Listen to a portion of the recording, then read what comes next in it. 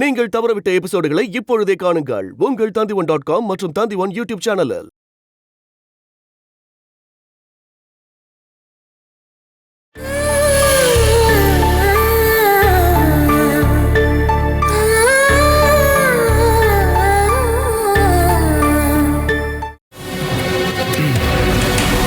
இதுல 3 லட்சம் ரூபாய் இருக்கு.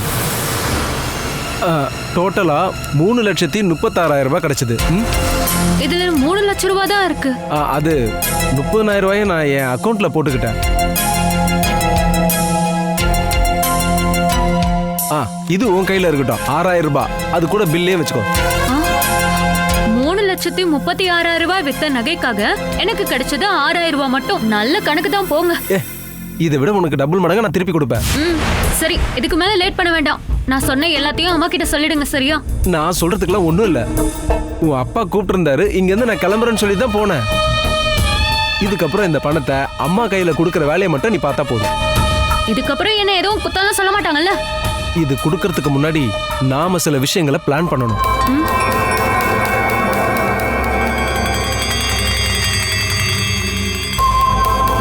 சரியா 2 மணி நேரம் இருக்கும்பா. அதுக்குள்ளதான் அவ காணாம போயிட்டா. என்னால நிம்மதியா இருக்க முடியலப்பா.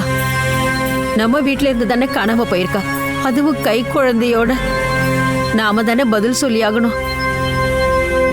நீ சீக்கிரம் அவளை கண்டுபிடிக்கிறது தான் நல்லது.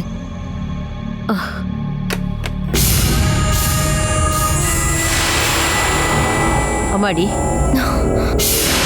இப்ப அவளை எங்கன்னு போய் தேடுறதா? நான் இப்ப கோபி கிட்ட தான் பேசினேன்.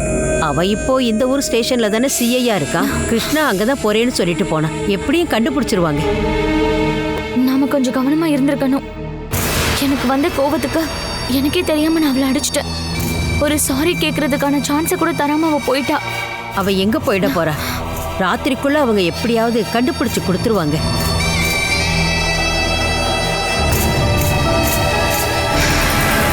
கிருஷ்ணா தானே நினைக்கிறேன். பாவம், என்னால மத்த எல்லா வேலையும் ஒதுக்கி வச்சுட்டு இது பின்னாடி ஓடிட்டு இருக்காரு. நடந்தது நடந்துருச்சு. இனிமே என்ன செய்யணுங்கிறத பத்தி தான் யோசிக்கணும். 2 பேரும் ஏதோ தப்பு தண்டா பண்ண மாதிரியே பார்த்துட்டு இருக்கீங்க. ஏதாவது ஒரு ஃப்ரெண்டு வீட்டில் போய் இருந்துட்டு சமிலி ராத்திரிக்குள்ள இங்கே திரும்பி வந்துருவா. எனக்கு தெரிஞ்ச எல்லா ஃப்ரெண்ட்ஸ்க்கும் நான் கால் பண்ணி கேட்டுட்டேன். சமிலி எப்பவும் போற எல்லா ஃப்ரெண்ட்ஸ் கிட்டையும் கேட்டுட்டேன். அவ அங்க எங்கேயும் போலையாம். நான் கோபி அண்ணனை பார்க்க போயிருந்தேன். அவரு உடனே அலர்ட் ஆகி எல்லா இடத்துலையும் தேட ஆரம்பிச்சிட்டாரு. சூரஜ் அண்ணா வீட்டில் விட்டுட்டேன். வெளியில பெருசா எதுவும் காட்டிக்காம இருந்தாலும் குழந்தை இல்லாம போனது சூரஜுக்கு ரொம்ப கஷ்டமா தான் இருக்கு. இந்த சூழ்நிலையில அவன் இங்க வந்தாதான் சரியா இருக்கும். வீட்டில் கொண்டு போய் விடுங்கன்னு அவர் சொல்லிட்டாரு. அதனாலதான். அவ எங்க தான் போயிருப்பா? பேரண்ட்ஸ் ஊர்ல இல்லாதால அங்க போயிருக்க வாய்ப்பு இல்லை. அப்புறம் அடுத்த ரிலேட்டிவ் அவருடைய அங்கிள் சேகர் தான். அவரும் ட்ரீட்மெண்ட்டுக்காக ஹாஸ்பிட்டல் அட்மிட் ஆயிருக்காரு. அவருடைய பையன் பிரதீப் கிட்டே நான் பேசிட்டேன். சமீலியை நாம ஏதோ ஒளிச்சு வச்சிட்டு இருக்க மாதிரி அவர் பேசிட்டு இருக்காரு. இனி எல்லாரும் கண்டபடி பேச ஆரம்பிப்பாங்க. அதுக்கு முன்னாடி நாம எப்படியாவது அவங்கள கண்டுபிடிச்சு ஆகணும். நான் தான் அவளை இந்த வீட்டுக்கு கூட்டிட்டு வந்தேன். அவளுக்கு மட்டும் ஏதாவது ஆச்சுன்னா நான் என் அண்ணன் கிட்ட என்னங்க பதில் சொல்வேன்? இதுக்கெல்லாம் நீ வருத்தப்படாத. இதுக்கு முன்னாடி சமீலி இது மாதிரி வீட்டை விட்டு போயிருக்கா இல்லையா, அவளே வருவா. இன்னைக்கு ராத்திரியே சமீலியும் குழந்தையும் இங்க வந்துருவாங்க.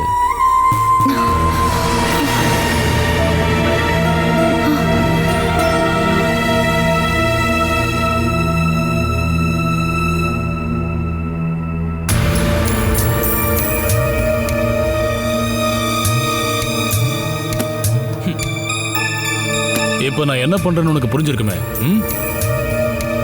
இதுக்கப்புறம் நீ இந்த ரூம்ல தனியா இருக்கவே கூடாது. நான் இங்க தனியா இருக்கேன்னு உங்ககிட்ட யார் சொன்னது? அது எனக்கு புரிஞ்சு போச்சு. குழந்தைய படுக்க வச்சுட்டு நீ வெளியே போறதுக்கோ இல்ல வெளியில இருந்து எவனாவது உள்ள வரதுக்கோ உனக்கு சௌரியமா இருக்குல்ல, அப்படித்தானே? குறிப்பா சொல்லணும்னா ராத்திரி நேரத்துல. ஆனா இத்தனை நாள் அந்த சந்தேகம் வரவே இல்லையே. இருந்தது. ஆனா வீட்டோட சொந்தக்காரன் ஒருத்தன் வந்தான்ல, அதுக்கப்புறம் என் சந்தேகம் இன்னும் அதிகமாயிடுச்சு. குழந்தை பிறந்து இப்ப 2 மாசம் ஆயிடுச்சு இல்லையா? ரூம்ல இருந்து நீ கொஞ்சம் கொஞ்சமா வெளியே வரவும் ஆரம்பிச்சுட்ட. இப்பவே உன்னை கட்டுப்படுத்தலன்னு வையே, நீ என்னை விட்டு ஓடி போயிடுவ. அப்படி நடக்க நான் விட மாட்டேன். அப்படி ஏதாவது என்ன இருக்காடி உனக்கு?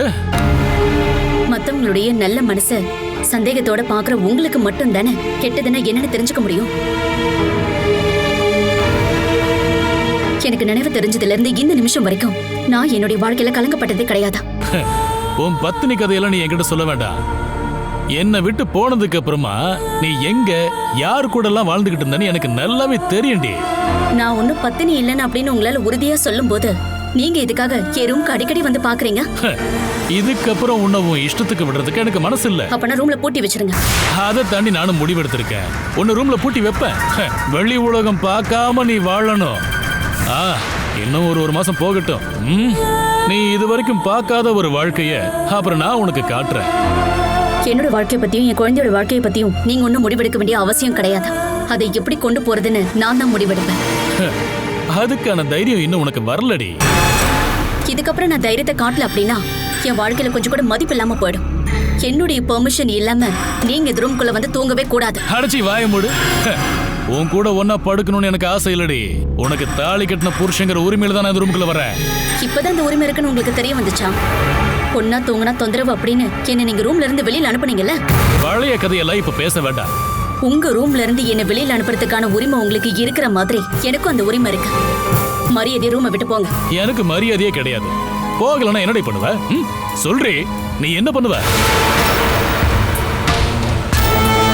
நீ சத்தம் போட்டு பேசினா நான் பயந்துருவேன் நினைச்சியா? கத்தாத. உனக்கு இந்த வீட்டுல உதவி பண்றதுக்கு யாரும் இல்ல. உனக்கு உதவுறதும் பாதுகாக்கிறதும் இப்ப எல்லாம் நான் தாண்டி. என்ன இந்த வீட்டை விட்டு அனுப்புற திறமை உனக்கு இருந்ததுன்னா அதை நானும் பாக்குறேன்டி. நான் படுக்க வரும்போது இந்த பெட்ஷீட்லாம் மாத்திட்டு இதோ இதை விரிச்சு வச்சிருக்கணும். நான் சொல்றதை கேட்கலன்னா ஒன்னும் பண்ண மாட்டேன். உன் உயிரை தொந்தரவு பண்ணுவேன். இந்த புடி அட போடுறீங்கிற.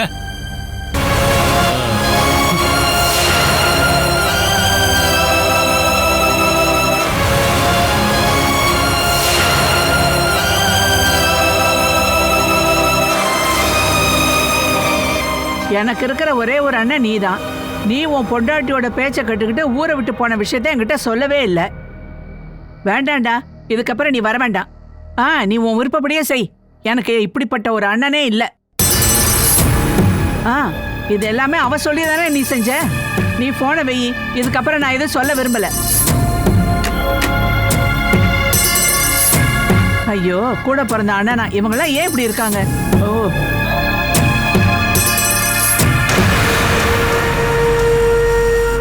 என்ன 2 பேரும் வந்திருக்கீங்க? ஒன்னு இவளோட அப்பா வர சொன்னாருன்னு எதுக்காக? கொடு.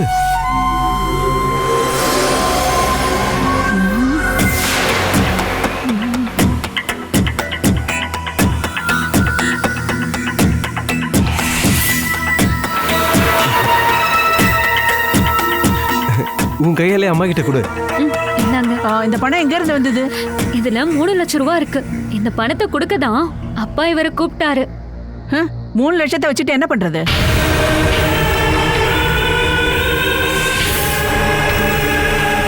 கோடிக்கணக்கில் சொத்து இருக்கும்போது பிச்சைக்காரத்தனமா 3 லட்சம் ரூபாய் கொடுத்துருக்காரு.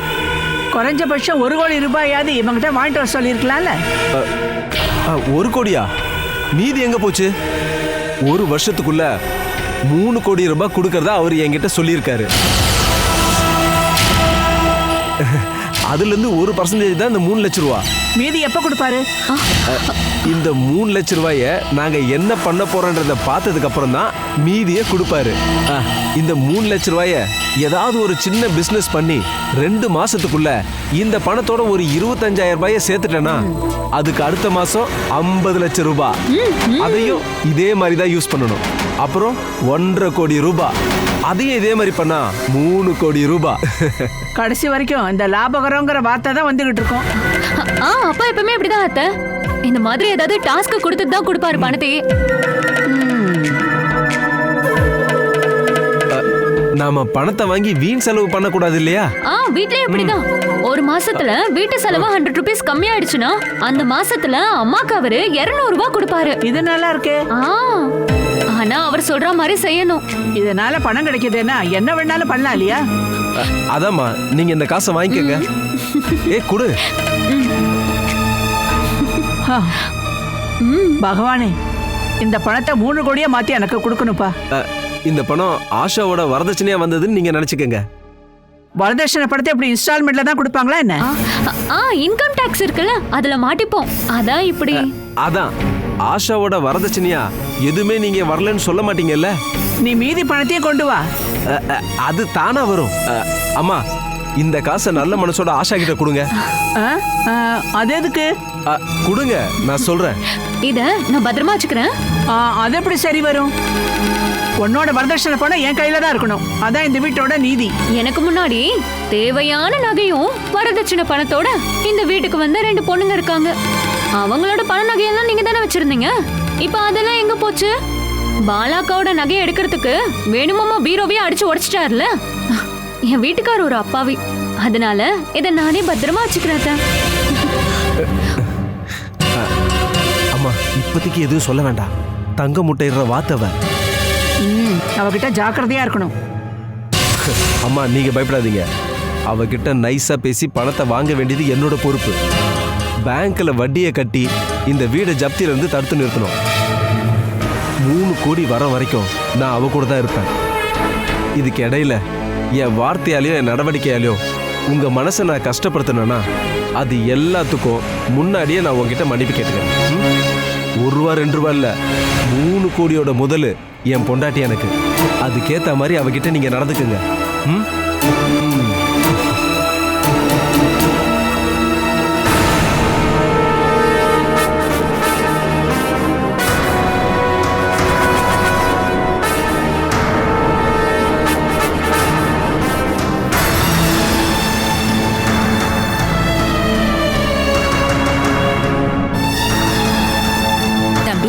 யாரோ கால் பண்ணிருக்காங்கப்பா. பிரீத்தியோட வீட்ல இருந்து ராதாகிருஷ்ணனும் கால் பண்ணிருக்காரு. போலீஸ் விசாரணை சம்பந்தமா உன்கிட்ட ஏதோ பேசணும்னு சொல்லிக்கிட்டு இருந்தாரு. நீ அவருக்கு கால் பண்ணி பேச. நான் கால் பண்ணிக்கிறேன். இப்போ இதை கொண்டு போய் வைங்க. என்னால நிம்மதியாவே இருக்க முடியலப்பா. அவ இப்ப இருக்கிற நிலைமையை பார்த்தா குழந்தை எங்கேயாவது விட்டுட்டு போயிடுவாளோன்னு பயமா இருக்குப்பா. நான் கொஞ்சம் நிம்மதியா இருக்கிறதுக்கு தான் இங்க வந்தேன். விட மாட்டீங்களா நீங்க? இங்க இருக்கவங்க யாருக்குமே எந்த இழப்பும் கிடையாது. இழப்பு எல்லாம் எனக்கு தான். என்னோட வாழ்க்கை தான் தொலைஞ்சு போயிடுச்சு. இதுக்கப்புறமாவது என்ன தொந்தரவு பண்ணாம இருங்க.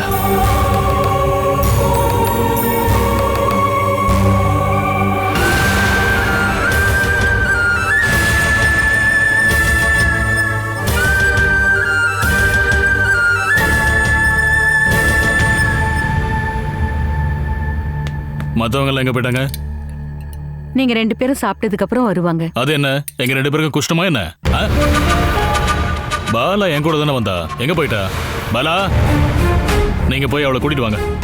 நாங்க 2 பேரும் சேர்ந்து உட்காந்து சாப்பிட்டு ரொம்ப நாள் ஆயிடுச்சு. வந்துட்டியா? உட்காரு.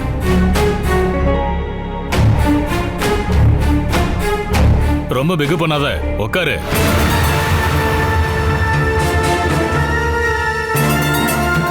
உட்காருமா, நான் பரிமாறுறேன்.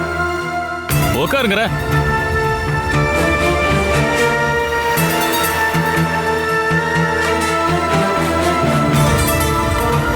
உனக்கு என்னம்மா வேணும்? கஞ்சியா சப்பாத்தியா? சொல்றே, பொருள் எல்லாம் நான் வாங்கி கொடுத்ததுதான். கஞ்சி போதும். அது அப்படி வைங்க. பெஸ்ட். இப்படி வந்து நில்லுங்க. இப்படி வந்து நில்லுங்கன்னு சொல்றல. ஆமா, உங்க மருமக எங்க? அதான் திவ்யா. திவ்யா, ஏண்டி திவ்யா? அவளை கூப்பிட வேணாம். என்ன விஷயம்னு சொல்லுங்க. அவ வந்ததுக்கு அப்புறம் சொல்றேன். திவ்யா, வா வா, இங்க வா, பக்கத்துல வா. அது தெரியாது முடியாதுன்னு சொன்னா தேவையில்லாத வார்த்தை வரும். நான் சொல்றத கேட்டனா நீ நிம்மதியா தூங்கலாம். பாலாக்கு கொஞ்சம் கஞ்சி, அத்தைக்கு வந்து அவங்களுக்கு என்ன வேணுமோ கேட்டு கொடுத்துரு.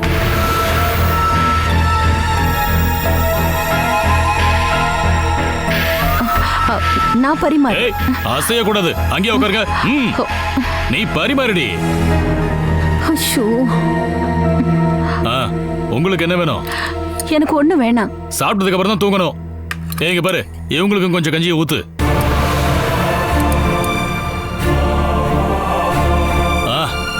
ஓ, என்ன ஒரு அமைதி. இப்படி ஒரு சூழ்நிலையில தான் உட்காந்து சாப்பிடணும். திவ்யா, வேணும்னா நீயும் உட்காந்து சாப்பிடு. எனக்கு பசிக்கல. அவ சாப்பிடாம போனா அவளுக்கு தானே நஷ்டம். அது அவ சாப்பாடை வச்சு நாளைக்கு 2 பேரும் சாப்பிடலாம் இல்லாத.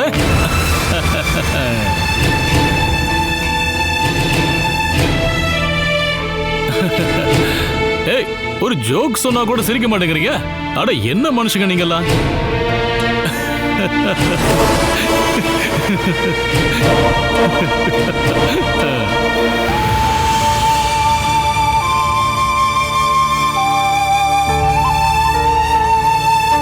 பாலா,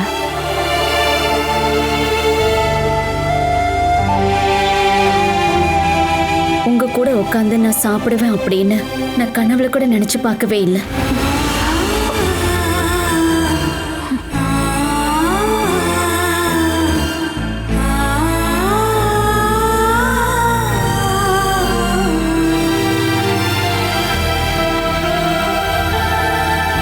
நானும் இந்த வீட்டுல ஒருத்தி தான் அப்படின்னு எனக்கு இப்பதான் தோணவே ஆரம்பிச்சிருக்கேன்.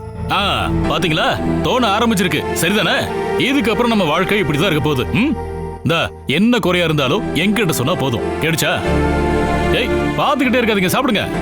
நீயும் சாப்பிடு. அட சாப்பிடுறீ.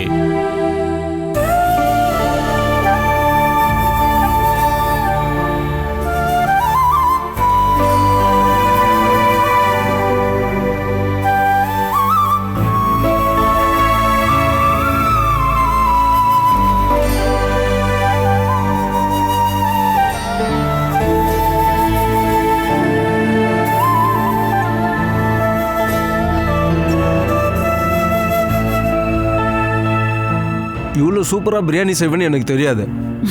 வீட்ல அம்மா பண்ணும்போது பாத்திருக்கேங்க. அப்பத்துல இருந்தே பார்த்து நானும் கொஞ்சம் கொஞ்சம் பண்ணுவேங்க. ஆனா உன்னோட டெஸ்ட்ல நீ ஜெயிச்சிட்ட. நாளையில இருந்து மத்தியானத்துக்கு பிரியாணி, சாயந்தரத்துக்கு சிக்கனும் சப்பாத்தியும். உங்களுக்கு எது பிடிக்குமோ அதை நான் பண்ணி தரேன். ஏய், உனக்கு நல்ல கைப்பக்குவம் இருக்கு. நான் இந்த வீட்டுக்கு வரும்போது ஒரு சட்னி கூட ஒழுங்கா பண்ண தெரியாது. நான் போட்டு கொடுத்த டீயை எத்தனை வாட்டி நீங்க துப்பி இருப்பீங்க. அதுல இருந்து இவ்வளவு டெவலப் ஆயிருக்கேன்ல, இப்ப எனக்கு தைரியம் வந்துருச்சு. இதுக்கப்புறம் நான் என்ன வேணாலும் சமைப்பேன். ஆனா அது ஒன்றும் பிரச்சனை இல்லை. ஆனா எனக்கு மட்டும் கஷ்டத்தை கொடுத்துறாத. எப்பவும் கொடுக்க மாட்டேன். ஆனா அதே மாதிரிதான் நீங்களும் இருக்கணும். நீங்க சாப்பிட ஆரம்பிச்சிட்டீங்களா? ஆமா, பசி எடுக்குதுமா. ஆஷா, நீ ஏன் அம்மாவுக்கு சாப்பாடு கொடுக்கல? இந்த வீட்ல அம்மா சாப்பிட்ட பிறகுதான் மத்தவங்க எல்லாம் சாப்பிடணும். சாரி அத்தை, நான் வந்து பார்க்கும்போது நீங்க தூங்கிட்டு இருந்தீங்க. நான் ஒன்னும் செத்து போகல, எழுப்ப வேண்டியதானே. டிஸ்டர்ப் பண்ண வேண்டாம்னு நினைச்சேன் அத்தை. இங்க இப்ப சதீஷும் அனிதாவும் இல்ல. நிம்மதியா உங்களோட உட்காந்து நைட் டிஃபன் சாப்பிடலாம் நினைச்சிட்டு இருந்தேன். அதனால என்ன அத்தை, இப்பதான் உட்காந்து சாப்பிடலாம்ல. அம்மா, கை கட்டுவாங்க. ஆஷா செஞ்ச ஃபர்ஸ்ட் கிளாஸ் பிரியாணி இருக்கு. ஆஷா, அம்மா கூட எடுத்து வை. எனக்கு பிரியாணி எல்லாம் வேண்டாம். என் வயிற்றுக்கு அது செட் ஆகாது. ரெகுலரா சாப்பிட்டா அதெல்லாம் செட் ஆயிடும். ஆஷா, நீ போய் பிளேட் எடுத்துருவா. எனக்கு உங்களோட பிரியாணி வேண்டாம், நான் தான் சொல்லிட்டேன்ல. ஆஷா, நீ கொஞ்சம் கஞ்சி ஊத்துமா, எனக்கு அது போதும். பிரியாணி பண்ணதுனால கஞ்சி வைக்கல. நான் என்ன சாப்பிடுவேன்னு நீ நினைச்ச? நீ சமைச்சு வச்ச எனக்கு ஜீரணமாகாத இந்த சாப்பாட்டை நான் சாப்பிடுவேன் நினைச்சிட்டு இருக்கியா? நீ போய் கொஞ்சம் கஞ்சி வச்சு கொண்டு வா. கஞ்சி தான் இல்லைன்னு சொல்ற இல்லம்மா. மத்தியானம் வச்ச சாப்பாடு இருக்கு இல்லையா, அதுல கொஞ்சம் தண்ணி ஊற்றி சூடுபடுத்தி எடுத்துட்டு வா. கொஞ்சம் தான் இருந்தது, நான் அதை குப்பையில கொட்டிட்டேனே. நீ எப்படி எல்லாம் பண்ணிட்டு இருக்க? இப்ப நான் என்னத்தை சாப்பிடுறது? அம்மா, எதுக்கு இப்ப கோவப்படுறீங்க? நாம எல்லாரும் சாப்பிடறதுக்கு தான் ஆஷா சமைச்சிருக்கா. நீங்க இப்ப வேணான்னு சொன்னா என்ன பண்றது? ஒருத்தருக்கும் தனியா சமைக்க முடியுமா என்ன? எனக்கு பிடிச்சத சமைச்சு கொடுக்கணும். அரிசி இருக்காத்த, உங்களுக்கு கஞ்சி தான் வேணும்னா நீங்களே பண்ணி குடிங்க போங்க. என்னடி சொன்ன? நான் வச்சு குடிக்கணுமா? இதெல்லாம் கொஞ்சம் கூட மரியாதையே இல்ல. பாரு, எனக்கு கஞ்சி வச்சு கொடுத்ததுக்கு அப்புறமா நீ இதை சாப்பிடு.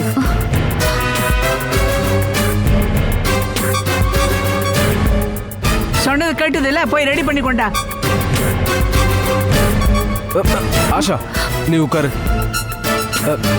நீ சாப்பிடு. சுமேஷ், அம்மா, நீங்க இப்படி தேவையில்லாம பண்ணிட்டு இருக்காதீங்க.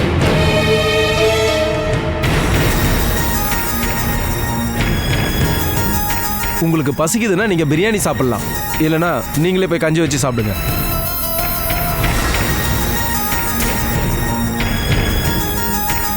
இவ ஒன்றும் சும்மா இந்த வீட்டுக்கு வரல. 3 லட்சம் ரூபாய் கொடுத்துருக்கா. அவகிட்ட நீங்க அதிகாரம்லாம் காட்டாதீங்க. அது மட்டும் இல்லாம அவளை வேலையெல்லாம் வாங்காதீங்க. எந்த 3 லட்சம் ரூபாய்?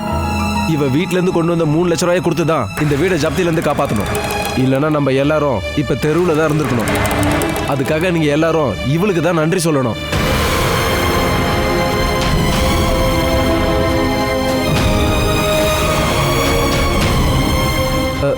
நீ சாப்பிடு ஆஷா.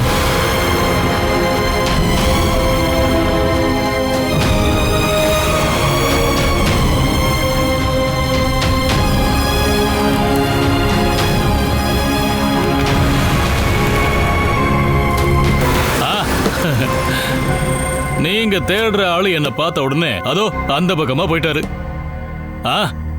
புருஷனுக்காக கொண்டு வந்த டீயை எப்படி மருமகனுக்கு கொடுக்கறதுன்னு நீங்க ஒன்னும் கவலைப்பட வேண்டாம். இப்படி கொடுங்க, நான் குடிச்சுக்கிறேன். இப்படி கொடுங்கன்றல. இந்த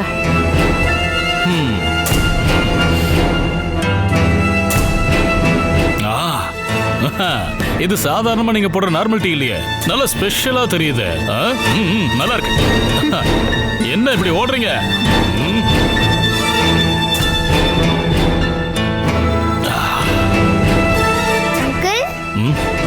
அகிலா பாப்பா எழுந்துட்டாளா? அகிலா பாப்பாவா? யார் அகிலா பாப்பா? பாலாண்டியோட பொண்ணு பேர் அகிலா தானே?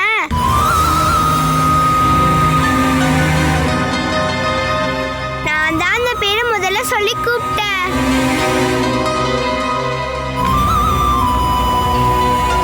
நம்ம அகிலா பாப்பா எழுப்பலாம் வாங்க. ஏய் வாலு, உனக்கு கண்ணு தெரியல? உன்னை என்ன பண்ற பாரு. என்னாச்சு ஸ்ரீகுட்டி? என்ன ஆச்சு? இந்த அங்கிள் என்ன திட்டுறாரு. இங்க பாரு, என் பொண்ணு மேல கை வச்சா உனக்கு கொன்னுடுவேன் பாத்துக்கோ. ஏய், உன் பொண்ண நான் ஒண்ணு செய்யலடி. இந்த பொண்ணு உனக்கு எதிரா அப்படி என்ன தப்பு பண்ணிட்டா? இந்த பொண்ணுகிட்ட நீ முரட்டுத்தனமா தான் நடந்துப்பியா? அட இப்பதானே நான் சொன்னேன் இந்த பொண்ணை நான் தொட கூட இல்லன்னு. குழந்தைய அடிச்சிட்டு நியாயம் பேசிட்டு இருக்கியா?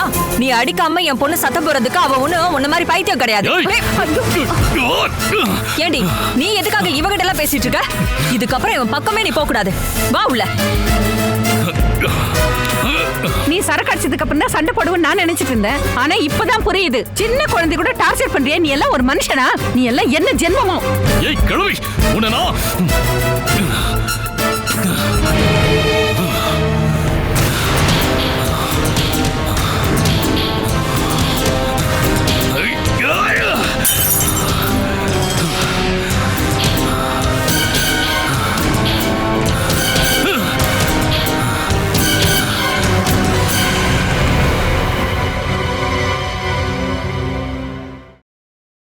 Catch us on TV, Tandivan.com, Facebook and YouTube.